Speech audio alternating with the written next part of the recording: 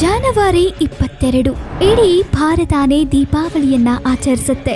ಯಾಕಂದ್ರೆ ಐತಿಹಾಸಿಕ ಅಯೋಧ್ಯೆ ರಾಮ ಮಂದಿರದ ಭವ್ಯ ಉದ್ಘಾಟನೆಯಾಗಲಿದೆ. ಈ ದೇವಾಲಯದ ಮೇನ್ ಅಟ್ರಾಕ್ಷನ್ ಇದರ ವಾಸ್ತುಶಿಲ್ಪ. ನಿಮಗ್ ಗೊತ್ತಾ ಈ ಮಂದಿರವನ್ನ ಹೇಗೆ ನಿರ್ಮಿಸಿದ್ದಾರೆ ಅಂತ? ಈ ಮಂದಿರ ಭಾರತದ ಮತ್ತು ವಿಶ್ವದ 3ನೆಯ ದೊಡ್ಡ ಮಂದಿರ. ಇದು 3 ಅಂತಸ್ತಿನ ರಚನೆ. ಪ್ರತಿ ಮಹಡಿಯ ಎತ್ತರ 20 ಅಡಿ ಇದೆ. ಗರ್ಭಗುಡಿಯಲ್ಲಿ ಶ್ರೀರಾಮನ ಬಾಲರೂಪ ಹಾಗೂ ಮೊದಲ ಮಹಡಿಯಲ್ಲಿ ರಾಮ್ ದರ್ಬಾರ್ ಇದೆ. ಇದಲ್ಲದೆ ಮುಖ್ಯ ಮಹಡಿ 5 ಮಂಟಪಗಳನ್ನ ಒಳಗೊಂಡಿದೆ. ಅದು ನೃತ್ಯ, ರಂಗ, ಸಭೆ, ಪ್ರಾರ್ಥನೆ ಮತ್ತು ಕೀರ್ತನೆ.